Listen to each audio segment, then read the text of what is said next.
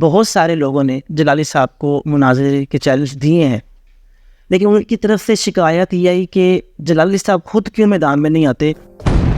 لیکن حنیف قریشی اس سے بھاگ گیا اور کہنے لگا جی نہیں قبلہ ڈاکٹر صاحب ہی بات کریں گے.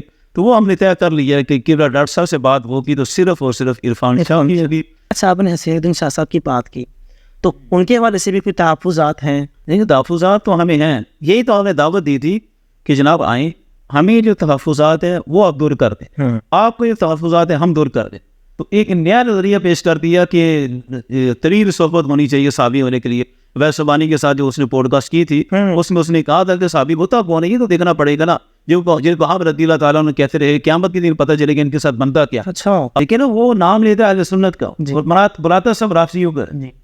میں آپ کے پروگرام کے توسط سے بھی چل ہی لیتا ہوں کہ ویس ربانی ایک دفعہ بٹھائے، حنیف قریشی کو بٹھا لے، یاسر منہاجی کو بٹھائے، راشد رضوی صاحب کے جو معاملات تھے. لیکن میں یہاں پر چھوٹی سی بات جو میرے دل میں یہ سوچ میں آئی کہ اگر ان کے جو تحفظات ہیں اگر وہ درست ہے تو وہ دور کر دیجیے، کیا کہتے ہیں آپ؟ ایسا کچھ بھی نہیں حضرت. یہ اسام الحرمین کے اوپر ڈاکٹر صاحب کے جو سیمینارز ہیں، ڈاکٹر صاحب کا جو موقف ہے، پوری دنیا کو ڈاکٹر صاحب نے پڑھایا. ڈاکٹر صاحب نے تو تمہید ایمان کا عربی ترجمہ کر کے عربوں کو پڑھائی. تو ابتدائی دور میں تو بڑے بڑے لوگ قائل. اگر اس طرح اقبال پر عرب آتے ہیں، میں آپ کو کیا کہ شخصیات کا نام تو بڑا ایک کھنڈورا بکس کھل جائے گا. خواجہ غلام فرید صاحب کوٹ مٹن شریف والے کتنی معروف ہستی ہیں، بالکل کتنا بڑا ان کا لقب ہے سلطان العاشقین. اور وہ مرزا قادیانی کے بہت بڑے بدعا ہیں کہ اقبال اعلیٰ حضرت کی بارگاہ میں آئے. تو ہمارے قطب مدینہ علیہ رحمہ کا موقف ہے کہ اقبال اور محمد علی جناح صاحب دونوں آئے تھے اور انہوں نے کہا تھا کہ آپ ہماری موافقت نہیں کرتے تو ہماری مخالفت بھی نہ کریں. اقرار الحسن اور حق خطیب کے بارے میں تو اس میں وہ آپ کا تاثر یہ کیا کہ اقرار الحسن کے آپ جب وہ بلانا چاہیں آپ ان کے ساتھ جائیں گے. اچھا، اس وقت ایک فتویٰ جامعہ رحیمہ کی طرف سے آیا تھا، اس میں ایک عبارت لکھی تھی کہ سیدہ کائنات کو جب حضرت ابوبکر صدیق رضی اللہ تعالیٰ عنہ سے جب گفتگو کی اس وقت یہ حدیث ان کو معلوم نہیں تھی، تو یہ جو جملہ ادا کیا تھا یہ کہنا ہی غلط ہے. مشہدی صاحب جو آپ عرفان شاہ صاحب ہیں ان کے بارے میں آیا تھا کہ انہوں نے توبہ کی ہے. بات آتی ہے اتحاد اہل سنت. تو میں آپ سے پوچھنا چاہوں گا کہ کیا مشکلات اس وقت پیش آئی اور کیوں اتحاد اہل سنت نہیں ہو سکا؟ السلام علیکم دوستو، ابھی تک آپ نے ہمارا چینل سبسکرائب ہی نہیں کیا. اگر آپ نے ہمارا چینل سبسکرائب نہیں کیا تو چینل کو سبسکرائب کریں، بیل آئیکن کو پریس کریں اور ویڈیو کو شیئر کریں. بسم اللہ الرحمن الرحیم. السلام علیکم ناظرین کرام، امید ہے آپ خیریت سے ہوں گے. ریسنٹلی ایک پوڈ کاسٹ ہم نے کی ہے جس میں بہت سارے دوستوں کا میسیج آیا، کمنٹس آیا کہ آپ ڈاکٹر محمد اشرف آصف جلالی صاحب کے ساتھ بھی پوڈ کاسٹ کریں. تو ان سے تو پوڈ کاسٹ انشاءاللہ ہم کریں گے، لیکن آج ہمارے ساتھ ان کے ترجمان مفتی زاہد محمود نعمانی صاحب موجود ہیں. مفتی صاحب سے بہت سارے سوالات ہم کریں گے اور کچھ ایسے ٹاپک ہیں جو کہ جن کا ڈسکشن میں سمجھتا ہوں ضروری ہے ہم آج کی اس گفتگو کے اندر کریں گے، تو ہمارے ساتھ رہیے گا. السلام علیکم مفتی صاحب. وعلیکم السلام. حضور آپ کا بہت شکریہ، آپ نے وقت عطا فرمایا. اگر آپ کی اجازت ہو تو ہم سوالات کا سلسلہ شروع کریں. پہلا سوال میرا یہ کہ حضور بہت سارے لوگوں نے جلالی صاحب کو مناظرے کے چیلنج دیے ہیں، لیکن ان کی طرف سے شکایت یہ آئی کہ جلالی صاحب خود کیوں میدان میں نہیں آتے، وہ اپنے کسی شاگرد کو بھیجتے ہیں، جیسے کہ آپ کو وہ منتخب کرتے ہیں، تو وہ آپ خود کیوں میدان میں نہیں آتے؟ نہیں، ایسا نہیں ہے. سب سے پہلی بات کہ جلالی صاحب خود ہی میدان میں ہیں. قبلہ امام جلالی رضی شرفوں نے جس وقت یہ مسئلہ بیان کیا، جتنا طوفانی بدتمیزی برپا ہوا، ڈاکٹر صاحب نے ہر موقع پر ان کو چیلنج دیا کہ آئیں پیر میرے علی شاہ صاحب کی اطاعت پر بات کریں. جو میں نے بیان کیا کوئی بندہ اس سے ہٹ کر پیر صاحب کا موقف عبارت پڑھ کر بیان کر دے تو ہم تسلیم کر لیں گے، لیکن کوئی بندہ بھی نہیں آیا. پھر اس کے بعد جب ملازمہ کی بات چلی تو پھر بھی قبلہ جلالی صاحب نے بغبور مناظروں کا چیلنج دیا. تقریباً ہم نے جو وائرل کیے ہیں، جو ہمارے ریکارڈ بھی یادداشت میں تھے، تقریباً 10-12 دفعہ قبلہ ڈاکٹر صاحب نے بھرپور چیلنج دی ہے صحیح کہ جب آئیں میرے ساتھ بات کریں. باقی رہا یہ مسئلہ کہ مجھے کیوں آگے کیا، جی وہ بھی آپ کو تھوڑی سی تاریخ بیان کر دیتا ہوں. بالکل. ہوا یہ تھا کہ قبلہ ڈاکٹر صاحب جیل میں تھے، تو یہ جو پہلا مناظر انسان اس تفصیلی طبقے کا مفتی جمیل صدیقی، صحیح. مفتی انا سبی میں اسے کہتا ہوں. اچھا. بیچارے سے فتوی کی عبارت بھی پڑھی گئی تھی اپنی لکھی ہوئی. اچھا. اس نے اپنی مسجد علی پر چٹھا میں بڑا بھرپور چیلنج کیا کہ جناب میرے ساتھ کریں، جس کو خواہش ہے میں بات کرتا ہوں. یہ بڑھ کے معنی سن. بڑی بڑھ کے ماری. پھر میں حالانکہ وہ اپنی مسجد میں مار رہا تھا تو وہاں بھی ہمارے چاہنے والے تھے اللہ کے فضل سے. ایسے ہی ہے. تو ہمیں یہ خبر پہنچی تو ہم اس کی مسجد میں چلے گئے، ماشاءاللہ. جانے کا اعلان کیا. وہاں سے وہ مسجد چھوڑ کر بھاگ گیا اور اس نے یہ کہا کہ قبلہ جلالی صاحب لکھ کر دیں گے تو پھر میں مناظرہ کروں. قبلہ ڈاکٹر صاحب جیل میں تھے تو امام جلالی سیدہ اشرف اللہ کے فضل سے چند دنوں بعد یہ رہائی ہوئی تو امام جلالی سیدہ اشرف نے فوراً یہ لکھ دیا. صحیح. تو اس کے بعد یہ سلسلہ بن گیا کہ جو مناظرہ جس نے کرنا ہے اس کے لیے میں منتخب ہوں. صحیح. پر ایسا نہیں ہے کہ قبلہ جلالی صاحب اپنے جن شاگردوں کے پیچھے چھپ رہے ہیں. ڈاکٹر صاحب نے یہ لکھ کر دیا ہوا ہے کہ اس کی فتح میری فتح. صحیح. اور اس کی شکست جو ہے وہ میری شکست. یہ اس لیے لکھ کر دیا کہ آئے دن ان کے اتنے شگوفے ہیں اور انتہا درجے سے جہل. ایسے ہی ہے. کوئی انتہا ہی نہیں ان کی جہالت کی. یہ عریف قریشی سے لے کر یہ نیچے تک سب جہالت کا ٹولہ ہے.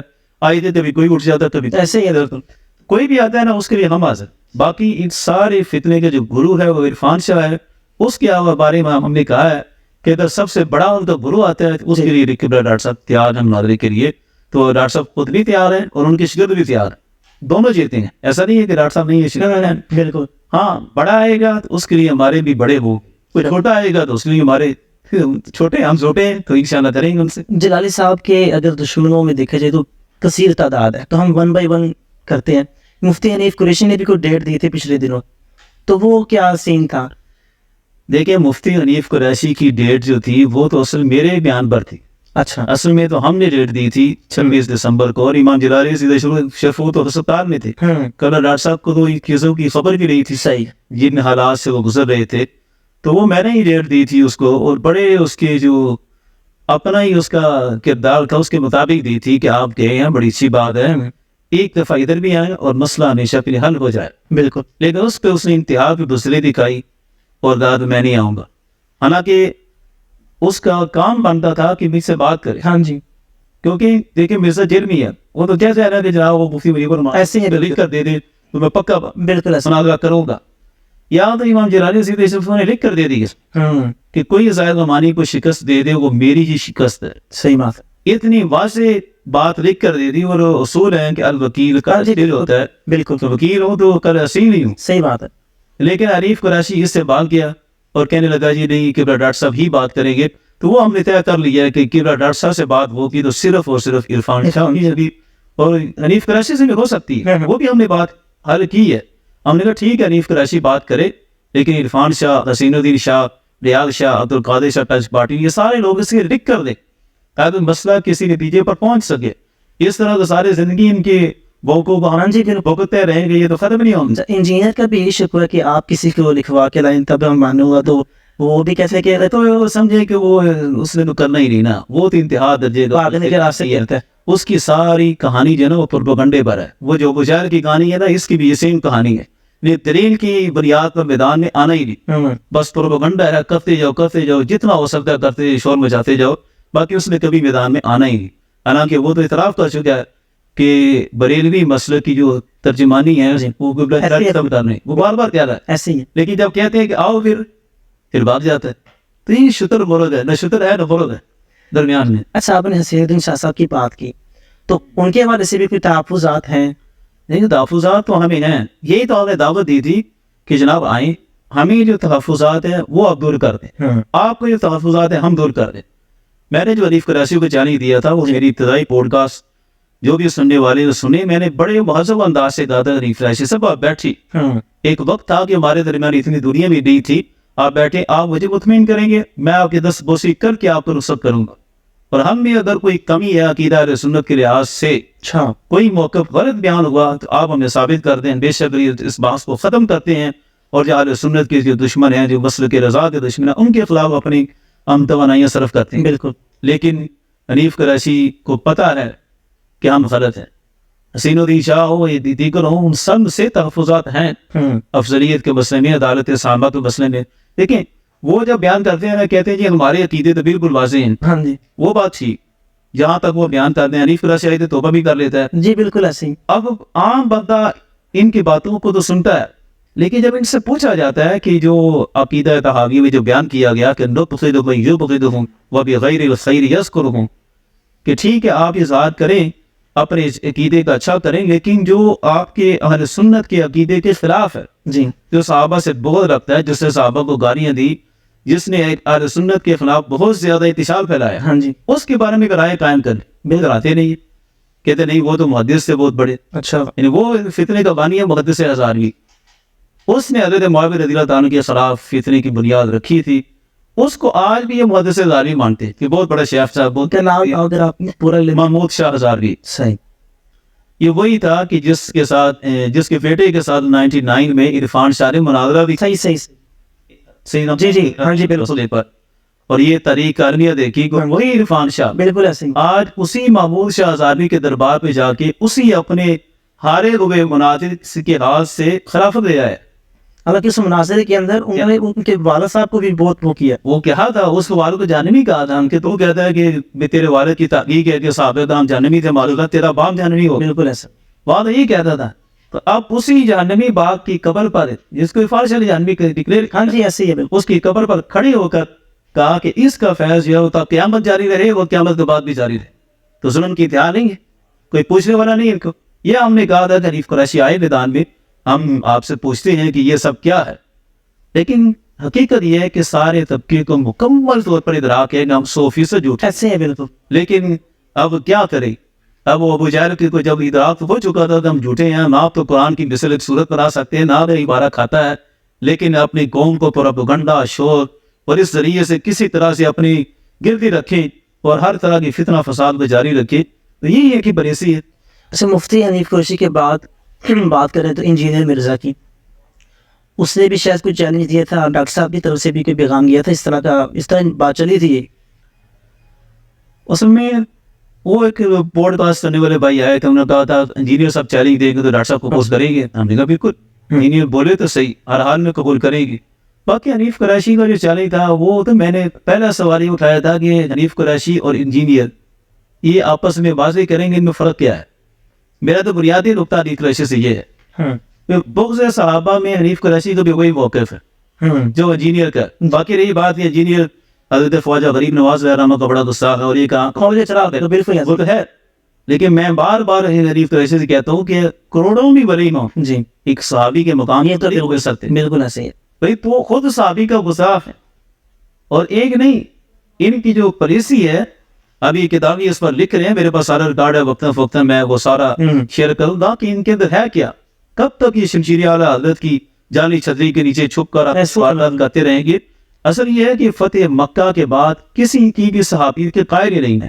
یہ مفتی حنیف قریشی، مفتی حنیف قریشی ہم کا سارا طبقہ اور اتنا بڑا ظلم ہے یہ صحابہ کے ساتھ کہ معاذ اللہ کسی صرف ایک صحابی حضرت رضی اللہ تعالیٰ کی بغض میں یہ ہزاروں صحابہ کے صحابیت کے ادعا کر رہے ہیں. فتح مکہ کے بعد ہی وہ ایسا ہی کرتے ہیں. بس حضرت معاویہ رضی اللہ تعالیٰ کو خارج کرنے کے لیے، اب وہ تو چونکہ نکل نہیں سکتے تو ایک نیا نظریہ پیش کر دیا کہ طویل صحبت ہونی چاہیے صحابی ہونے کے لیے.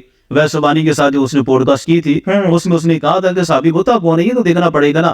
جن کو ہم رضی اللہ تعالیٰ نے کہتے رہے قیامت کے دن پتہ چلے گا ان کے ساتھ بنتا کیا. اچھا اب کوئی شریف انسان اپنے باپ کے بارے میں بھی ایسی بات نہیں کر سکتا کہ میں اپنے باپ کو رحمت اللہ رہتا ہے کہ کہتا رہا ہوں پتہ نہیں میرے بیٹے کے ساتھ قیامت کے دن کیا بنتا ہے. صحابی کے ساتھ رضی اللہ تعالیٰ عنہ کہنے کا مقصد کیا ہے؟ بالکل یہ تو علماء نے لکھا ہے. صحابی اور غیر صحابی میں جو رضی اللہ عنہ کہا جاتا ہے اس میں فرق یہ ہوتا ہے کہ رضی اللہ عنہ صحابی کے لیے جب کہا جائے تو اس وقت مالی کسی کا مراد ہوتا ہے تو وہ موجود کے مراد تو ایسے ہی ہے. لیکن عام کسی بندے کے ساتھ کہا جاتا ہے تو دعا ہوتی ہے کہ رب ان سے راضی ہو جائے. تو اتنی واضح اہل سنت کی دلیل ہے اور فرق ہے رضی اللہ تعالیٰ عنہ عام بندے اور صحابی کے ساتھ کہنے میں، اس کے باوجود اس کو شک ہے. اصل ان کے پیچھے آئیڈیالوجی ہے جس کو یہ چھپا کر بیٹھی ہے، اس کو وقتاً فوقتاً یہ اپنے طریقے سے اظہار کرتے ہیں. جس طرح 30 سال بعد ریاض شاہ کو آپ روڈ اٹھنے شروع ہوئے نا، اعلیٰ حضرت نے یہ بھی گستاخی لکھی ہے، مجھے پتا ہے کہ یہ بھی گستاخی کی، یہ بھی. آج وہ انٹرویو میں کہہ رہا تھا، اویس رحمانی کے ساتھ ہی تھا، وہ کہہ رہا تھا میں نے سیٹلمنٹ کی تھی. اچھا 30 سال اس نے کہا 30 سال پہلے آپ یہ اہل سنت کے صدر رہے کہ میں نے سیٹلمنٹ کی. یہ سیٹلمنٹ کیا ہے؟ انگلش میں سیٹلمنٹ ہے، روافظ کے یہاں یہ تقیہ ہے اور ہم اسے منافقت کہتے ہیں. تو یہ حنیف قریشی میں منافقت ہے. صحیح. یہ صرف منافقت کر کے اہل سنت کی باتیں کر کے اپنے فطرے کو وقتاً فوقتاً آگے آگے بڑھانا چاہتے ہیں، اور ہماری کوشش ہے انشاءاللہ ان کو ایکسپوز کر کے رہیں گے. ان کے اندر جو چھپا ہوا رزق ہے یا تو اسے توبہ کریں، سیدھی طرح سامنے آئے. بالکل. ہم تو نہیں چاہتے کہ عقائد اہل سنت ہیں ان پر آ جائیں. بھی آپ خود کہتے ہیں میں شمشیر اعلیٰ حضرت اعلیٰ حضرت کے عقائد پر آ جائیں. ٹھیک ہے، چند باتوں میں آپ اختلاف رکھنا چاہتے ہیں وہ الگ مسئلہ، لیکن جن باتوں پر اہل سنت کے عقیدے کا مدار ہے، جن کو ضروریات مذہب اہل سنت کہا جاتا ہے، ان سے بھی اگر اعلیٰ حضرت سے اختلاف کرنا ہے، جتنا ثانی سے اختلاف کرنا ہے، تو پھر پیچھے کیا رہا؟ بالکل. پھر آپ کس بات کی شمشیر اعلیٰ حضرت؟ بات تو اس پر آئے گی نا. صحیح بات ہے.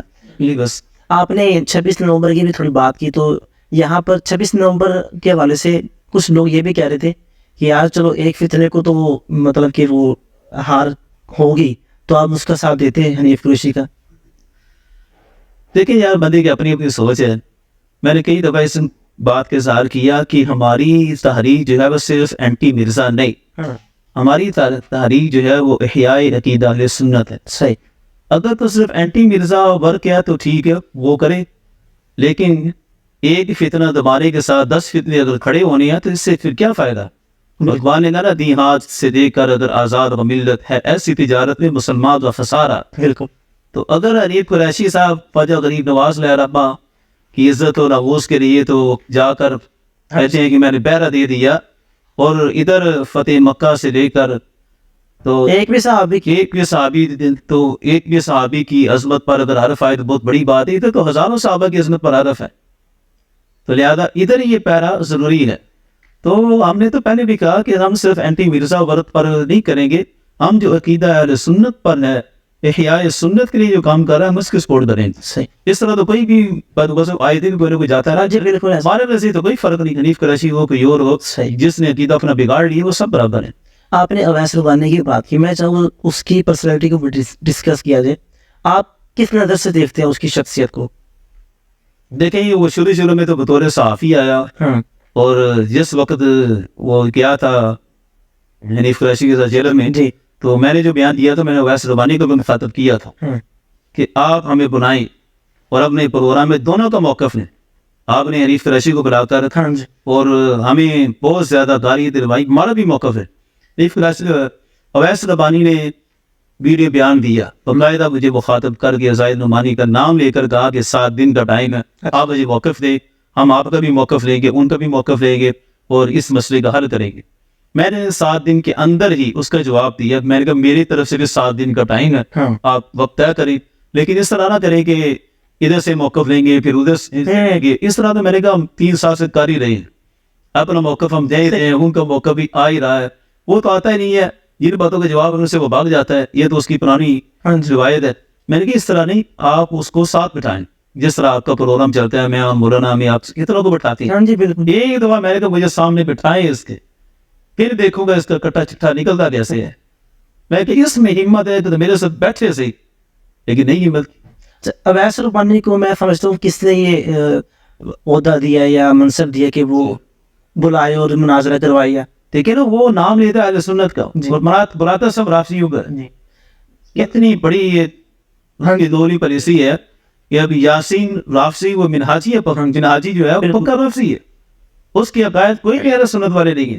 اہل سنت کا کوئی نمائندہ، کوئی بڑی شخصیت، کوئی بڑا ادارہ اسے سنی ڈکلیئر نہیں کرتا. حتیٰ کہ منہاج القرآن والے اسے نہیں ڈکلیئر کرتے، جہاں کا وہ فاضل ہے، جہاں سے وہ اس نے یہ ساری سوچ کو لیا ہوا ہے، وہ بھی اسے اپنا نمائندہ نہیں کرتے. لیکن یہ ہر دفعہ اسے اہل سنت کا نمائندہ کر شروع کر کے اہل سنت میں فساد اور فتنہ برپا کرنے کی کوشش کرتا ہے. ابھی تو یاسین نے شاید وہ شیخین پر بھی بہت بڑا بہتان تنیزی ہے بہت بڑی. اب دیکھیں یک طرفہ اس کو بٹھا کر لے لیتا ہے، وہ جھوٹ بولتا جاتا ہے، یہ بھی لکھا وہ بھی لکھا وہ بھی لکھا.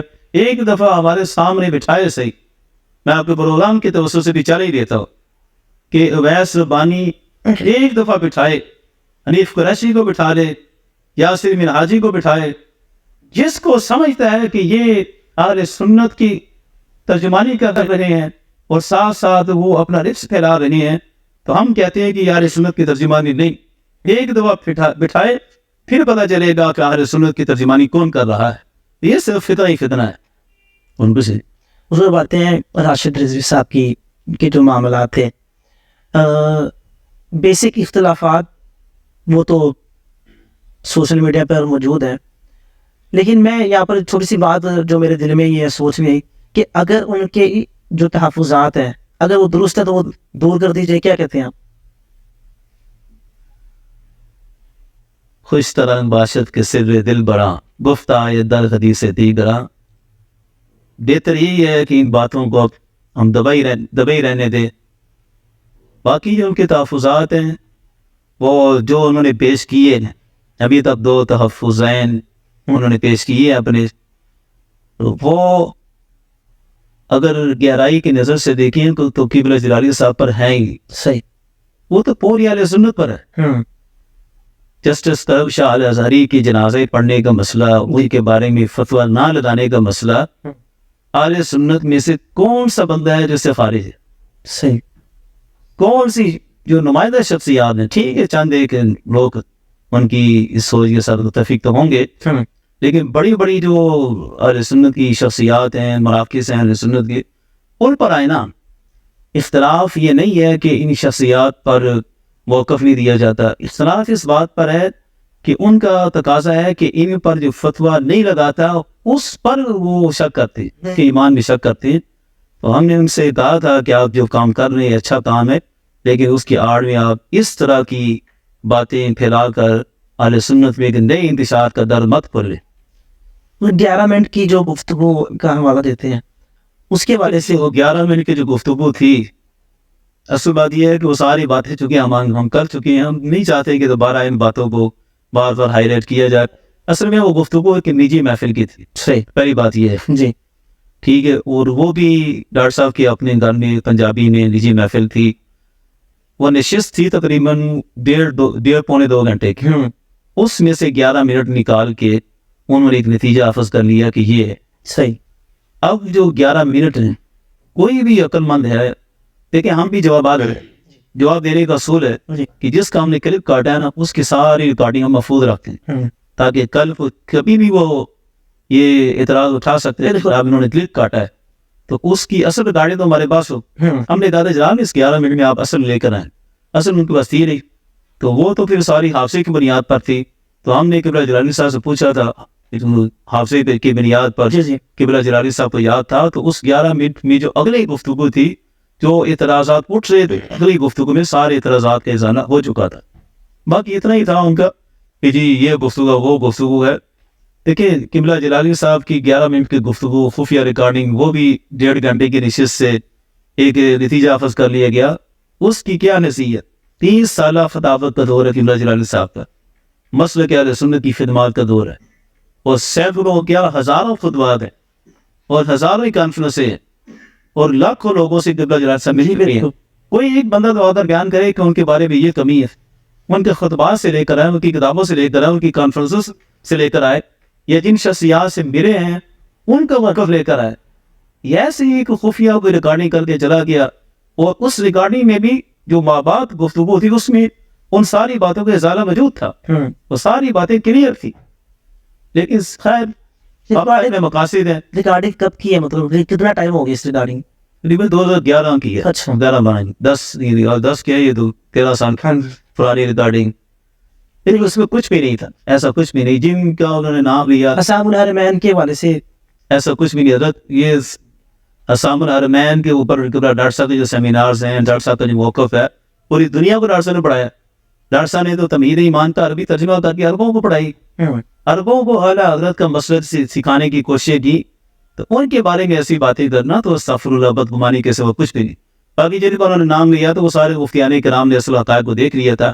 وہ ہماری چونکہ بہت سی باتیں جو ہے نا وہ کیمرے کے اوپر ہر چیز ہوتی بھی نہیں ہے, وہ ہماری ان سے جو ڈسکشن چلی تھی اس میں بھی سارے مطمئن تھے, کوئی ایسا مسئلہ نہیں. اللہ کی فضل سے سب باتوں کا حل جو ہے وہ مکمل طور سے ہو چکا ہے. آپ نے جب یہ معاملہ چلا تھا تو آپ نے اپنی گفتگو کے اندر کچھ پرسنل ایشو پہ ڈسکس کیے گئے تھے وہاں پر ان کے لیے, ان کے بارے میں. تو کیا آپ سمجھتے ہیں وہ ایک جذباتی پن تھا یا بس دیکھیے وہ پرسنل ایشو میرے خیال سے وہ کسی ریکارڈ سے نہیں ہوئے تھے. وہ ہم خود تو ان کے اللہ اس طرح کی باتیں کرنا پسند نہیں کرتے. روم آپ کے پاس معروف تو وہ خود مانتے ہیں. وہ ہمارے ساتھ جو کی طویل نشست رہی تھی 7.5 گھنٹے, اس میں تو ساری باتیں بڑے اچھے انداز میں ہنسی مذاق میں چلتی رہی. یعنی یہ جو فتویٰ تھا اس میں بھی ان کے ساتھ ایک اور ہوتا تھا, وہ فتویٰ لے کر گیا قبلہ حافظ عبدالستار سعیدی صاحب حافظ اللہ علیہ کو سے کافی دور زندگی عطا فرمائے, بہت نفع بخش شخصیت کے لیے. بالکل. تو وہ میرے یاد کرایا ان کو. میں نے کہا یہ آپ کو یاد ہے آپ فتویٰ لے کر یہ جس فتوے کو آپ قبلہ جلالی صاحب کے اوپر کہہ رہے ہیں کہ ڈاکٹر صاحب اس پہ ہمارا ساتھ بھی دیتے, یہ آپ لے کر گئے تھے قبلہ حافظ عبدالستار سعیدی صاحب کے پاس, تو کیا ہوا تھا؟ ابھی چونکہ ہم اکٹھے پڑے ہیں, یہ بھی سمجھے کہ ان کے لیے بدقسمتی ہے یہ میرے لیے. تو وہ مجھے یاد ہے کہ جیسے وہ فتویٰ لے کر گیا تو اندر سے بہت آوازیں آنے لگی. قبلہ سعیدی صاحب نے پھر خوب پٹائی کی اس کی. ویسے پھر باہر جب آیا تو میں نے کہا کیا ہوا تھا, تو راجہ رضوی صاحب کہنے لگے کچھ نہیں, زیادہ سے زیادہ تو کوئی نہیں ہوا, بس ایک انگلی توڑی تھی آپ صاحب نے. یہ ان کا انداز تھا کہ ایک انگلی توڑی تھی, زیادہ نہیں مارا تھا. یہ ٹھیک ہے, مطلب یہ کہ اگر اس طرح ہماری شخصیات کے ایمان کے اوپر اگر وہ شک کریں گے کہ جناب اس فتوے میں مساعد نہیں دیتے, تو پھر میں نے کہا تھا کہ جنہوں نے باقاعدہ ڈنڈے مارے اور انگلیاں توڑ دی ان کا آپ کیا کریں. لیکن بڑے افسوس کے ساتھ میں اس بات کا بھی اظہار کر ہی دیتا ہوں, راشد رضوی صاحب ان کو آپ کبھی بھی اہل سنت کے کسی اجتماعی فورم پر نہیں دیکھیں گے, یا کسی بڑی شخصیت کے جنازے پر وہ کوئی بڑی کانفرنس میں یا اہل سنت کی بڑی شخصیات جمع ہو نہیں آئیں گے. پتہ نہیں کیوں ان کو ہر ایک کے ایمان میں شک ہے. ایسا نہیں ہونا چاہیے. ایک وسیع درفی سواد عادت کہاں رہا اگر سارے بندے ایمان سے فارغ ہو گئے. نہیں ٹھیک ہے, وہ اپنے طور پر شک کرتے ہیں کہ یہ بھی کمی ہے وہ بھی کمی ہے. احتیاط ہے یا وہ میں سمجھتا غلوب ہے. مطلب اقبال کے بارے میں جو ان کے خیالات ہیں میرا نہیں کیا وہ کسی طرح بھی قابل قبول ہے. چلے میں وہ سوال میرا تھا, میں آ جاتا ہوں کہ جو نظریات یا وہ بیان کرتے ہیں ڈاکٹر اقبال کے بارے میں, تو قادیانیوں کی حمایت یا تعریفیں کے بارے میں بھی ہے بہت سارے, تو کیا یہ اگر حقیقت ہے تو اس کا وضاحت ضروری نہیں؟ پہلی بات یہ ہے کہ اقبال جو ایک بہت بڑی شخصیت ہے, اقبال نے اپنے زمانے میں بہت بڑا کام بھی کیا اور بہت بڑے محاذ پر اس نے ایک جنگ بھی کی. جس وقت اقبال ایک نظریہ اسلام دو قومی نظریے کو لے کر چلا تھا تو سمجھے اس کی مخالفت میں بہت بڑا طبقہ تھا. جی آل انڈیا جو تھی جمعیت علماء ہند, کانگریس کے علماء, تو ہم یہ سمجھتے ہیں جہاں اقبال کے حمایتی تھے, اقبال کا پیغام تھا, اقبال کے خلاف سازشیں بھی بہت بڑی. اقبال کے نظریات کو سمجھنے کے لیے میں کھلے لفظوں سب کو دعوت دیتا ہوں کہ صرف اور صرف اقبال کی ذاتیات جو ذاتی تحریر ہے وہی کافی ہے. اقبال کو سمجھنے کے لیے کسی کا ریفرنس دینا تو فلان اقبال کے بارے میں یہ لکھا, فلان نے وہ لکھا, تو ہم سمجھتے ہیں کہ بہت بڑا حصہ جو ہے نا وہ سازشی لوگوں کا کہ جنہوں نے اقبال کو ڈیمیج کرنے کی کوشش کی. اقبال نے دیوبندی جو تھے علماء دین ان کی تعریفیں نہیں کی. نہیں, دیوبندیوں کے ساتھ اس کی باقاعدہ لڑائی ہو چکی تھی. سے دیوبند حسین احمدی چہ بلا جبیس سرود بر سر منبر کے ملت اس وطنس چب خبر سے محمد عربیس پا مصطفیٰ برسان خیشراد دین ہماؤس کرواؤن رسیدی تمام بولا حبیس. ان کی شیخ الہند حسین و مدنی میں وہ ماج ابو لہب کا, تو ان کے ساتھ اس کی ایک لڑائی تھی. باقی دیکھیں اقبال کی شخصیت میں آپ کہتے ہیں کہ ایک جو ہے وہ تدریجی زندگی ہے. پہلے کچھ اور نظریات تھی پھر آہستہ آہستہ بدلے. یہ تو اقبال کی شاعری میں بھی ملتا ہے. پہلے وہ کہتے تھے سارے جہاں سے اچھا ہندوستان ہمارا, متفقہ ہندوستان کا وہ نعرہ لگاتے تھے. پھر ان کی سوچ میں اتنی تبدیلی آئی کہ انہوں نے تو اتنی شدت کے ساتھ قومی نظریے کو نافذ کیا اور یہ الگ ملک پاکستان مارز وجود میں آیا.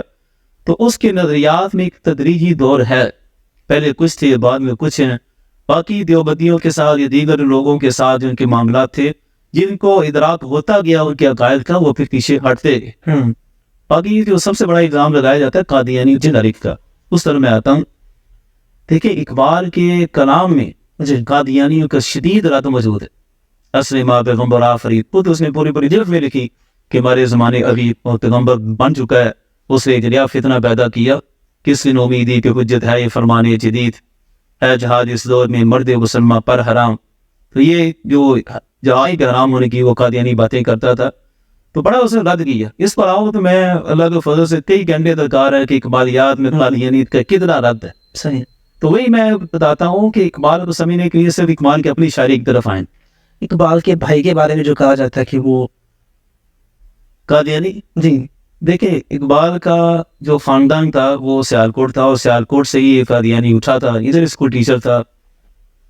اگر اس طرف آتے ہیں نا، پہلی بات یہ ہے کہ قادیانی، مرزا قادیانی، اس نے ایک عرصے تک سلسلہ طریقت چلایا تھا. اچھا جی بالکل. وہ ایک عرصے تک فناف رسول ہستی کے ٹائٹل سے اپنے آپ کو معروف کر کے ایک بہت بڑا پیر طریقت، خلاف شریعت، اس انداز سے وہ چلتا ہے. جیسے کہ آج کل ہمارے آج تک جتنے پیر طریقت ہے نا، اکثریت اللہ ماشاء اللہ، ان کے بارے میں یہی کہتا ہوں کہ پیر طریقت خلاف شریعت.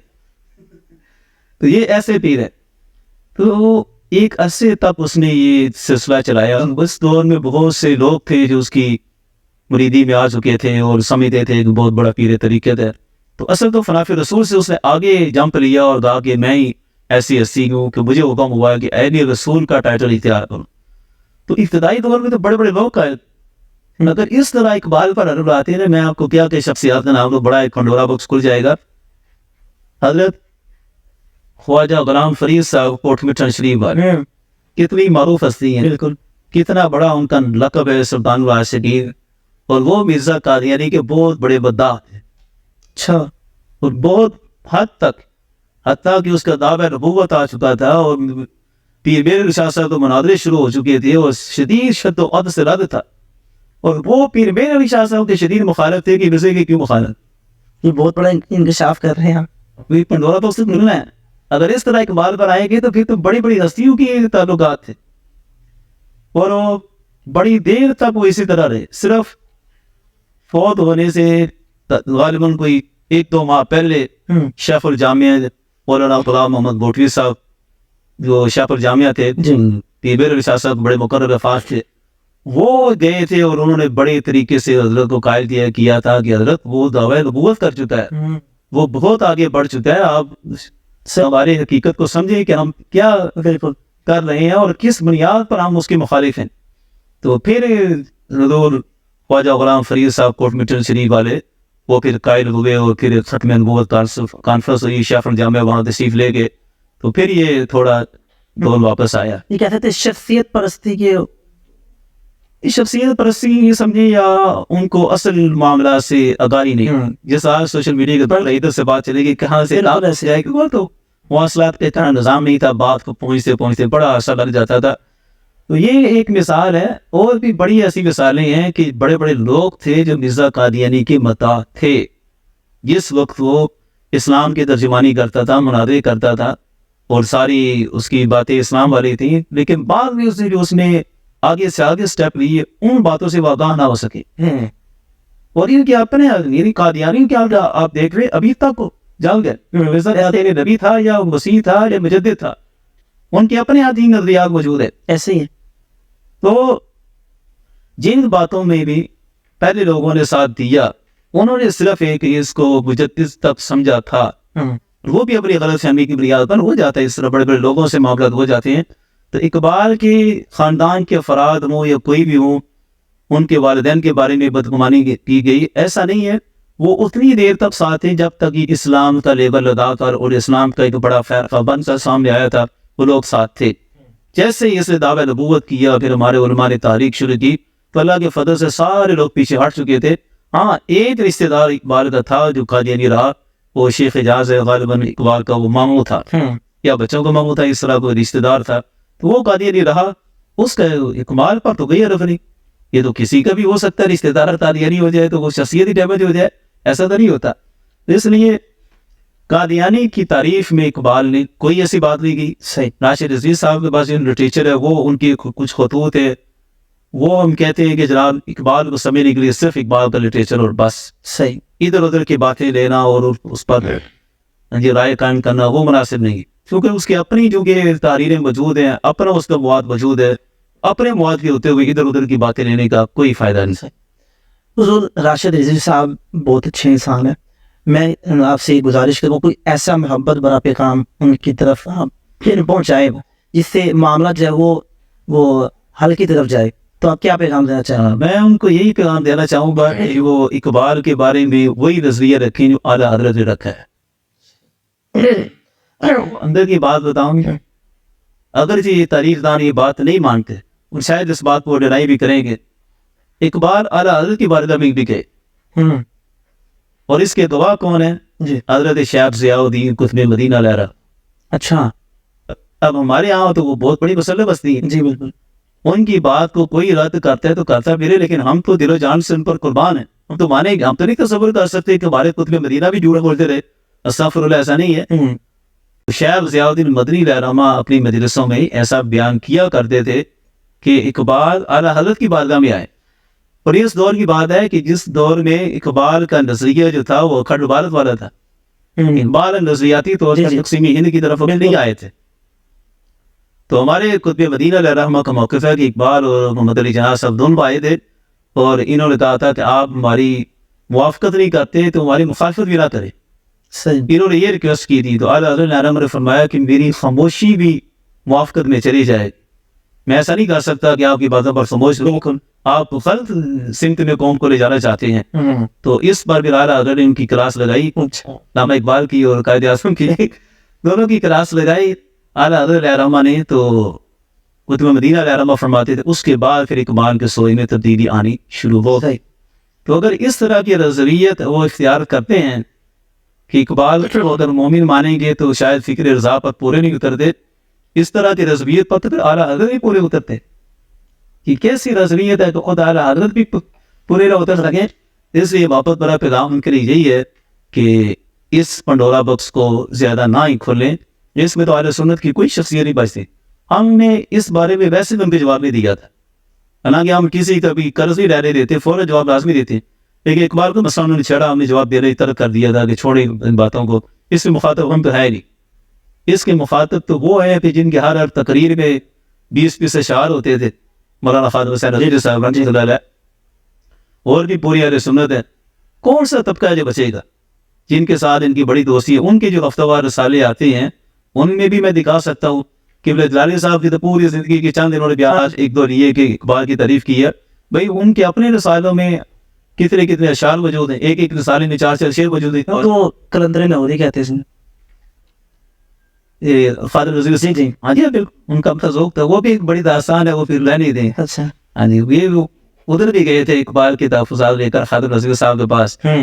وہ بس رہنے دیں، ان کو پتہ ہے مجھے بھی پتہ. کیا ایسے بیٹھک ہو سکتی جس میں مفتی راشد صاحب اور جلالی صاحب کی آپس میں ملاقات ہو اور یہ آپس میں بیٹھ کر جو ہے معاملہ سورٹ آؤٹ کر لیں تاکہ مسئلہ ہمیشہ کے لیے ختم ہو جائے؟ نہیں دیکھیں جی، معاملات حل ہی حل ہیں. یہ ہوتا ہے اس طرح ہے کہ ان کے جس طرح میں نے پہلے کہا نا کہ یہ پہلے تو اپنے اساتذہ کے پاس جائیں. صحیح. اگر یہ اس طرح فکر رضا کے پیمانہ لے کر چلے ہیں کہ میں دیکھتا ہوں کہ کون پورا اتر جائے، سب سے پہلے تو ان کے اپنے اساتذہ ہیں. کہ میں جلالی صاحب تو بہت بعد میں مخاطب ہوتے ہیں نا، جن سے پڑھے ہیں پہلے ان کے بارے میں اپنی رائے قائم کریں کہ ان کی کیا رائے ہے، اور وہ بھی فکر رضا پر پورا اترتے ہیں کہ نہیں اترتے. ان کے جنازے بھی جائز ہیں نہیں جائز. یہ جامعہ نعیمیہ کے، جامعہ نظامیہ کے جتنے شیوخ ہیں جی، دو جامعات میں یہ پڑھے ہیں، پہلے ان کے پاس جائیں، ان سے یہ اپنی ساری رائے لے کر آئیں، پھر ہمارے پاس مان تو مخاطب نہیں. صحیح. سیدھی سی بات ہے. یہ ڈاکٹر صاحب سے تحفظات یہ دیکھیں، اقبال کا مسئلہ ایسے ہے کہ یہ اہل سنت کے پاکستان کے کسی بھی فرد پر یہ اٹھا کر چل پڑیں گے کہ یہ بھی اقبال کو یہ سب پر آئے گا یا اقبال کو مومن سمجھتے ہیں، لہذا ان کے بارے میں یہ شک ہے تو لہذا ان کے بارے میں ایسا فتویٰ ہونا چاہیے. یہ تو میں سمجھتا ڈاکٹر صاحب کو مسئلہ ہے ہی نہیں کہ ڈاکٹر صاحب کے ساتھ بیٹھ کر حل ہو. یہ تو پوری اہل سنت کا مسئلہ ہے. باقی جو دوسرے معاملات مسئلہ جو باقی دوسرے معاملات ہیں ان کے لیے اگر تاکہ ادھر سے جو ہے نا کوئی دوبارہ ایسی رنجش یا وغیرہ. دیکھیں معاملات ان کے ہیں، وہ ہم بیٹھ بھی گئے، بڑے طویل جو بیٹھنا تھا تو میرا خیال ہے وہ کافی ہو گیا. باقی انہوں نے کرنا ہے وہ شو کر لیں. ہم نے ان کی طرف سے کوئی ایسا معاملہ نہیں ہے. انہوں نے ویڈیوز انہوں نے شروع کی نا، پہلے انہوں نے وائس کی، دوسری وائس کی، تیسری وائس میں کہا کہ یہ میرے سامنے نہیں آتے تو میں پھر ویڈیو بیانات دینا شروع کروں گا. سو ہم نے کہا چلو بیٹھ کر حل کر لیتے ہیں. بیٹھ کر حل کرنے کی کوشش کی. پھر اس میں طے ہوا کہ اگلی نشست ہوگی، اس میں عبداللہ جلالی صاحب بھی ہوں گے، کچھ اور شخصیات بھی ہوں گی. یہ سارا بڑا اچھے میکینزم سارا چل رہا تھا. یعنی وہ نشست ہونی تھی ابھی نشست ہونی تھی. اس میں طے تھا کہ جلالی صاحب بیٹھیں گے، کچھ اور بیٹھیں گے. تو اس طرح بیٹھ کر نا اگلی نشست ہوگی. تو ہم نے تو اقرار کیا تھا, ہم تو آج بھی کہتے ہیں کہ ہم تو نہیں پھرے تھے اس بات سے, لیکن ان کا طبقہ بڑی جلدی اس بات کو لیک کر گیا اور فوراً انہوں نے اور روش اختیار کر لی, کیونکہ مقصد بیٹھ کر کوئی مسائل حل کرنا ہی. لیکن یہ مسئلہ فاطر نذیر صاحب سے حل نہ ہو سکا, اس کے میں نہیں گواہ ہوں. تو بس کس طرح ہوا وہ بس چھوڑ ہی دے. بڑی بڑی شخصیات ہیں کہ جن کے سامنے لے کر گئے اور مسئلہ حل نہیں ہوا, لہذا یہ حل ہونا ہی نہیں. ان کے لیے یہی مخلصانہ مشورہ ہے, آپ اپنی سوچ اپنی فکر کے مطابق رکھنا چاہتے ہیں رکھیں. دیکھیں انہوں نے نام لیا نا چند شخصیات کا, آپ کے سامنے نام لے رہے تھے, فلاں فلاں شخصیات بھی میرے موقع پہ میرے ساتھ ہیں, لیکن کوئی ایک شخصیت بھی اس نیچ پر نہیں ہے جس نیچ پر یہ ہے. وہ ٹھیک ہے اپنے طور پر کوئی نہیں ماننا چاہتا, تو ہم تو نہیں کہتے کہ اقبال کو ماننا تو ضروری ہے, کوئی ضروریات ایسا بن گیا, صحیح بات. لیکن یہ سوچ رکھنا کہ جو اس نظریے میرے ساتھ متفق رہی ہے وہ فکر رضا پر پورا نہیں اترتا, تو یہ سوچ غلط ہے. اس نظریے پر غلام رسول سعید صاحب وہ یدی کرو کوئی بھی نہیں گیا, کسی نے بھی ایسا پتہ نہیں دیا کہ اقبال میں جو مومن مانتا ہے وہ فکر رضا پر نہیں آتا. یہ میں سمجھتا ہوں یہ جی بھی ایک سوچ ہے. صحیح نہیں. حضور آتے ہیں اب ریسنٹلی بلکہ کرنٹلی چل رہا ہے واقعہ, معاملہ چل رہا ہے, ایشو چل رہا ہے اقرار الحسن اور حق خطیب کے بارے میں. اس والے سے میں نے آپ کا وہ پوڈ کاسٹ بھی دیکھا زین عاصی کے ساتھ, تو اس میں وہ آپ کا تاثر یہ کیا کہ اقرار الحسن کے آپ جب وہ بلانا چاہیں آپ ان کے ساتھ جائیں گے؟ لیکن اس میں نے جو اس سے بار بار سوال کیا زین عاصی نے کہ آپ جائیں گے, تو میں نے کہا تھا میں ان کو دعوت دیتا ہوں کہ جو پنڈی کے علماء ہیں, خاص طور پر میرا یار حنیف قریشی, ان پہ جانا چاہیے. ہم تو دیکھیں اپنے طور پر جواب دے رہے ہیں, چاہنا ہو یا اپنا پیغام پہنچانا ہو کسی طرح سے, ہم تو ایسے خطیبوں کی ایسے پیروں کے شروع سے خلاف جو فکر رضا اور اعلیٰ حضرت نے جو شاید بیان کی اس پر پورا ہوگا اترے, ہم ایسے پیروں کو نہیں مانتے. میں نے تو دعوت دی تھی کہ یہ جو آپ کے بڑے مقرب ہیں ریاض شاہ, اصل تو مجرم وہ ہیں. میں سمجھتا ہوں پیر حق خطیب کے مسئلے میں سب سے بڑا مجرم تو ریاض شاہ ہے. وہ ہر سال اسے اپنے اسٹیج پر بلا کر پیر بڑاولہ زندہ باد, حق خطیب زندہ باد, سلندر دوران کے ٹائٹل تو وہ دیتا رہا. یہ حنیف قریشی تو اسی کی چاپلوسی میں ہے, کیوں نہیں مان دیتا حنیف قریشی؟ لیکن اب تو سارے جو اس کو بلاتے تھے خطابات دیتے تھے, اب جو اس سے ڈینائی کر رہے ہیں. حضرت یہ سب مفادات کے لوگ ہیں, ان کی زندگی ان کا جینا مرنا صرف پیسہ مفاد عزت شہرت کے لیے بس. وہ حق وہی قوت نہیں, مال ادارہ نکل جاتی ہے جس کے منہ سے سچی بات مستی میں فقیہ مصلحت بھی سے اور اند بادہ خارولا. یہ سب مصلحت بھی ابن الوقت لوگ ہے. انہوں نے دیکھا خطیب کے پاس مال ہے, عوام ہے, اور اس کی گڈی چڑھ رہی ہے, تو ہم بھی ساتھ جو ہے نا مل جائیں, ہمیں بھی عزت شہرت مل جائے گی. حنیف قریشی تو بیچارہ ہے ہی پیسے تو بچاری, اسے تو مال چاہیے. میں نے تو کہا تھا اس کے ساتھ انٹرویو میں گیا, میں نے کہا یہ حق خطیب صاحب کو بھی میں مشورہ دیتا ہوں, ویسے تو میں اچھا مشورہ اسے دینے کا قائل نہیں ہوں, لیکن اس نے اپنی عزت بچانی ہے تو 1 کروڑ روپے حنیف قریشی کو دے دے. حنیف قریشی سے ولی ثابت کر اٹھے گا, وہ پیسے بچاری اس سے ولی ثابت کر دے رہا ہے, اس کے لیے کون سی بڑی بات ہے. یہ ڈینائی نہیں کریں گے, یہ کیسے ڈینائی کرے؟ انہوں نے 10 سال اسے کلندر دوران بڑے بڑے ٹائٹل کے ساتھ انقبات دیے ہوئے. اب میں دیکھیں اویس رحمانی جی, اس کی عادت دیکھیں کیسا وہ دوغلا بندہ ہے. وہ انٹرویو کر کے گیا ہے ریاض شاہ سے اسی حق خطیب کے مسئلے نے, اور ادھر ریاض شاہ نے پوری تائید کی حق خطیب کی. اچھا, دبے لفظوں میں اتنی منجی ٹھوک رہی ہے, اب کل کو تو آ نہیں سکتا. ایسے پیارے پہلے دونوں کو کہا ہے جناب ایک دوسرے کو نہ کہیں, آج مجھے گالی دے دے.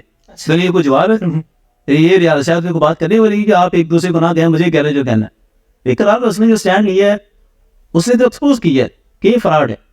کیا آپ یہ نہیں سمجھتے کہ وہ اس کو ایکسپوز کرتے کرتے جو اصلی ہیں ان کو بھی, وہ میں نے بار بار ہر انٹرویو میں کہا, زین عاصی کے ساتھ 2 انٹرویو ہوئے, دونوں میں نے کہا, اور دوسرے انٹرویو میں اس نے مجھ سے پوچھا کہ آپ کوئی پیغام دینا چاہے. میرے پیغام یہ ہے کہ ہمارے اصل اہل تصوف کو بالکل الگ تھلگ رکھا جائے. حق خطیب کے مسئلہ میں مت یہ کہانی چھڑی جائے گی اہل تصوف ہوتے ہی اس طرح ہے. ہم شروع سے کہتے ہیں ہمارے اہل تصوف کی منہج نہیں ہے, ہم اللہ کے فضل سے شروع سے اہل تصوف کے والے سے صوفیزم والے ہم لوگ ہیں, تو ہمارے اہل تصوف کی یہ نہ منہج تھا نہ تو منہج رہا ہے. جن چند بندوں کو وہ ساتھ لے کر چلا تھا, یہ ریاض شاہ کا طبقہ, یہ پنڈی کے بیوقوف لوگ, تو یہ کب اہل سنت کی ترجمانی کرتے ہیں؟ ہم تو شروع سے ڈینائی کر رہی. لہذا اس کو ایکسپوز کریں, لیکن اصل اہل تصوف کی طرف کوئی نہ آئے. اقرار الحسن کی پرسنالٹی کو بھی اگر ڈسکس کریں تو ان کے والد صاحب کے بارے میں جو کہا گیا کہ اس کی حقیقت بھی ہے, لیکن اگرچہ انہوں نے پوڈ کاسٹ میں کہا ہے کہ وہ طلاق وغیرہ ہوئی تھی تو دیکھیں ان کی شخصی معاملات جو ہے ان کی طرف ہم نہیں جاتے، نہ ہم نے شخصی تائید کی ہے، نہ ان کی طرف کوئی اپنا اعلان ظاہر کیا. ہم نے جو حق خطیب کا معاملہ تھا اس کو جو ایکسپوز کیا، بس اس کی تائید کی تھی.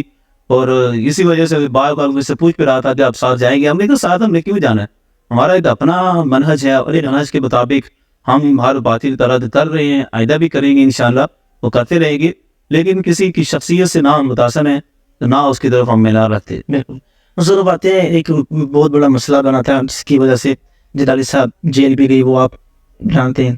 اس وقت ایک فتویٰ جامعہ رحیمہ کی طرف سے آیا تھا، اس میں ایک عبارت لکھی تھی کہ سیدہ کائنات کو جب حضرت ابوبکر صدیق رضی اللہ تعالیٰ عنہ سے جب گفتگو کی اس وقت یہ حدیث ان کو معلوم نہیں تھی، تو یہ جو جملہ ادا کیا تھا یہ کہنا ہی غلط ہے. جامعہ رحیمہ اس کے بعد ایک اعلامیہ آیا تھا، صحیح، وہ کافی لمبا اعلامیہ تھا جس میں بڑے بڑے شیوخ تھے، قبلہ حافظ عبدالصاد سعیدی صاحب بھی تھے اور مفتی عبدالرحیم سیالی صاحب وہ بھی تھے، میاں ولید شرف پوری صاحب وہ بھی، مفتی ظہور احمد جلالی صاحب، یعنی کافی ایک شیوخ انہوں نے فہرست جاری کی. اچھا، اس میں انہوں نے اہل سنت کا اعلامیہ پیش کیا. تو اس میں شکر نمبر 39 ہے، شکر نمبر 39 میں انہوں نے پھر اپنے اس موقف کو بدلا اور اس میں لکھا کہ یہ سب ہستی معصوم نہیں ہیں، محفوظ ہیں، اور ان کی طرف خطا اجتہادی کرنا کوئی عیب نہیں، کوئی گناہ نہیں، کوئی توہین نہیں. صحیح. تو لہٰذا ان سے جو ہماری ڈسکشن چلتی رہی تو انہوں نے ہمیں مطمئن کیا تھا کہ ہم نے شکر نمبر 39 میں آپ کا موقف لکھ دیا. لہٰذا جامعہ رحیمہ کا جو اصل موقف ہے وہ وہی ہے. صحیح. اب آتے ہیں مشہدی صاحب جو آپ عرفان شاہ صاحب ہیں، ان کے بارے میں آیا تھا کہ انہوں نے توبہ کی ہے، اس حوالے سے آپ کیا کہتے ہیں کہ رات و میں بھی صبح کو توبہ کر لی، رند کا رند رہا ہاتھ سے جنت نہ گئی. یہ توبہ وہی ہے جو حریف کراچی کی توبہ ہے. صحیح. یہ ہے ڈرامے باز سارا طبقہ. ہمارا عرفان شاہ اچھا بنا تھا، وہ بھی ان کے ساتھ مل کر وہ بھی ان جیسا ہو گیا. تو لہٰذا ہی توبہ جو اس نے کی تھی وہ صرف اپنی جو خطابت ہے برطانیہ میں اس کو بچانے کے لیے چند باتیں اس نے اس طرح کی کہ ٹھیک ہے میں نے یہ بھی نہیں کرتا، یہ بھی نہیں کرتا، کیونکہ عرفان شاہ ہمارے مسئلے کے علاوہ اس پر بڑے سوالات اٹھتے جب ایک سے عجیب و غریب طرف نے کی. تو اللہ عالم وہ نجی محفل میں مثلا وہ حقائق پہنچے تھے، لیکن کے بعد اس نے پھر اپنا وہی حرکتیں شروع کر دی. ابھی نجی محفلوں میں کہتا ہے وہ دوبارہ نہیں پھر فتنہ میری کی طرف جاتا. ہم نے کھلی آفر رکھی تھی کہ عرفان شاہ ہمارے ساتھ ایگری کر لے کہ دوبارہ فتنہ میری کی طرف نہیں جائے گا، جتنے تفسیری ہیں جتنے بد مذہب ہیں ان سے بائیکاٹ کرے گا اور عقیدہ اہل سنت بیان کرے گا، ہم اپنی جنگ کو عرفان شاہ کے ساتھ ختم کر دیتے ہیں. وہ یہ بھی نہیں چاہتا، اس طرح بھی نہیں آتا. یعنی وہ بھی حریف کراچی کی طرح پیسے کا پجاری ہو گیا کہ بس مال ملنا چاہیے. ایسی فقیت یاد کو ادھر والے مانگے تو ان کو بھی دیتا جاؤ، ادھر والے مانگے تو ان کو بھی دیتا جائیں. جب یہ معاملہ چلا تھا تو یہ بات کہی جا رہی تھی کیونکہ اس طرف سارے گدی نشین تھے دوسری طرف، اور اس طرف علماء کرام تھے. گدی نشین یہاں پر بھی سجادہ نشین تھے بہت سارے.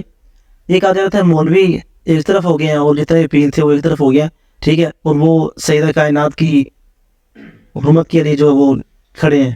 بس وہ میں نے شروع میں کہا پیر طریقت خلاف شریعت، ایسے پیروں کی تو ہمیں کوئی پرواہ نہیں.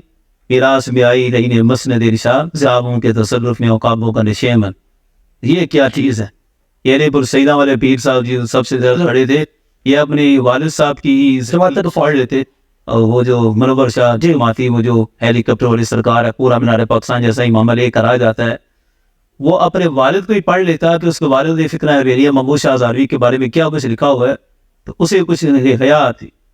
جس پیر کو اپنے والد صاحب کی زندگی کا بھی نہیں پتا انہوں نے کیا دین کی ترجمانی کرنی. صحیح بات. اور سچ پوچھے تو میں ذاتی طور پر یہ گدی نشینی اور یہ پیری کا سلسلہ اس کے ہم قائل نہیں. بالکل. یہ کیا ہے کہ ایک بندہ چلا گیا اس کی گدی پر، اس میں جائے بیٹھا آتا بیٹھ گیا تو سمجھے یہ ہوتا ہے وہ ہوتا ہے. نہ یہ صحابہ میں یہ سلسلہ تھا. سیدنا ابوبکر صدیق رضی اللہ عنہ کے بعد ان کے بیٹے تو معمولی شخصیت نہیں تھی، حضرت عمر کے بیٹے عبداللہ بن عمر معمولی تو نہیں تھے. صحیح بات. لیکن انہوں نے تو جس کو کافر سمجھے اس کو آگے کیا. بالکل. صوفیہ کرام کو بھی دیکھ لے، حضرت خواجہ غریب نواز رحمہ جی ان کے بیٹے نہیں تھے.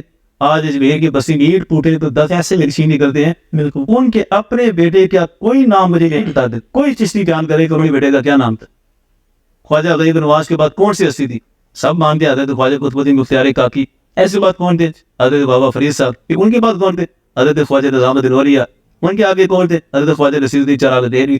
ان میں کوئی بھی ایک دوسرے کا باپ بیٹا نہیں ہے، بالکل تو طریقت اس چیز کا نام نہیں ہے، یہ تو بس عجم کے تسیلات ہے کہ یہ ہمارے یہاں درائل ہو گئے۔ ہاں جو باصلاحیت ہو، با کردار ہو، جو کام کرنے والے کام کرنے والے ہوں، دین کا علم رکھنے والے، دین کا درد رکھنے والے ہو، ان کو ہم سلام کرتے ہیں، وہ ہماری عقیدت کا مرکز ہیں اور رہیں گے۔ لیکن ایسے ہی کوئی بندہ وائران سے کاروبار کر رہا ہے، کالج میں پڑھ رہا ہے، دہی پڑھ رہا ہے، پتہ لگا یہ جدید سالی ہو گئی ہے، میں جا کر بیٹھ جاتا ہوں، جس نے کروڑے والوں کے سلسلے چلے ہوئے ہیں، یہ تو فضول سی عادت، امیر گروہ کی کوئی پرواہ نہیں۔ چلے بات آتی ہے اتحاد اہل سنت، کیونکہ پچھلے دنوں یہ بہت ہوا چلی تھی، تو میں آپ سے پوچھنا چاہوں گا کہ کیا مشکلات اس وقت پیش آئی اور کیوں اتحاد اہل سنت نہیں ہو سکا، کیا رکاوٹیں ہیں؟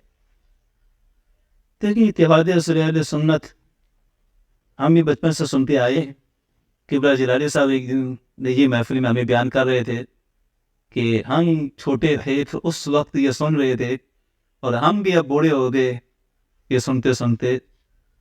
خیر اس پر جو ہم جو رائے دیتی ہے وہ یہی ہے کہ اب اتحاد اہل سنت شخصیات، تنظیمات اور پارٹیز کی بجائے نظریاتی طور پر متفق ہونا، متحد ہونا، یہ اب سب سے زیادہ اہمیت کا حامل ہے۔ اقبال کا شعر ہے نا، مکہ نے دیا خاک جنیوا کو یہ پیغام، جمعیت اقوام کی جمعیت آدم۔ وہ جنیوا کنونشن جو ہوا تھا جس میں یہ اقوام متحدہ کی بنیاد رکھی گئی، تو اس پر اقبال نے کہا کہ مکہ نے دیا خاک جنیوا کو یہ پیغام، یہ جمعیت اقوام، یہ جمعیت آدم، کہ قوموں کو جمعیت میں لانے کا کوئی فائدہ نہیں جب تک جمعیت آدم نہ ہو۔ بار یہ پیغام دے رہا تھا کہ مختلف نظریات کے، عجیب و غریب خیالات کے لوگوں کو بٹھانے کا کوئی فائدہ نہیں جب تک سارے حضرت آدم علیہ السلام کے نظریے پر نہیں آ جاتے۔ تو لہذا جمعیت اقوام نہیں، جمعیت آدم چاہیے، آدم علیہ السلام کے دین پر رہنا چاہیے۔ اسی سے اب یہی پیغام دیں گے کہ ٹھیک ہے اپنے اپنے کام میں جہاں کوئی لگا ہے وہ لگا رہے، لیکن نظریاتی طور پر سب کا اعلیٰ حضرت مجدد الفسانی، تاجدار کولڑا، حضرت شاہ عبداللہ محدث دہلوی، جو ہماری شخصیات اہل سنت کی، ان کے نظریات پر متفق ہونا ضروری ہے۔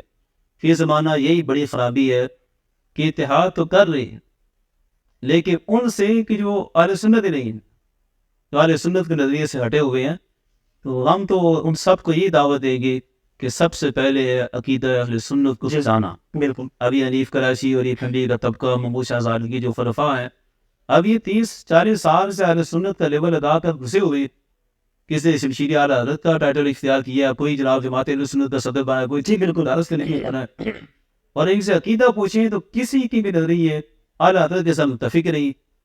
تو لہٰذا اتحاد ہوتا ہے یا نہیں ہوتا، نظریاتی طور پر متحد ہو جائیں، ہماری یہی کوشش ہے۔ صحیح، کوئی پیغام دینا چاہیے ہمارے ناظرین کو؟ ہاں بالکل، ہماری طرف سے یہی پیغام ہے کہ عقیدہ اہل سنت کے لحاظ سے جو ہمارے اسلاف کی تعلیمات ہیں بس اس پر کاربند رہے، اور جتنا بھی حنیف کراچی کا طبقہ اور یہ اہل سنت کے باغی لوگ، ان سے اپنے آپ کو بچا کر رکھیں کہ جتنا مرضی شور مچا لیں انشاءاللہ یہ کبھی بھی آگے نہیں بڑھ سکتے۔ یہ فتنہ حویلیاں محمود شاہ زاروی کے خلفاء دب کے رہیں گے، اور اعلیٰ حضرت اور مجدد الفسانی رحمہ کی فکر انشاءاللہ بلند ہو کر رہے۔ ناظرین، امید ہے آپ کو آج کی گفتگو سے بہت سارا علم اور بہت سارے جو خدشات تھے وہ دور ہو گئے ہوں گے۔ اپنا بہت سارا خیال رکھیں، ہمارے اس چینل کا بھی۔ اللہ حافظ۔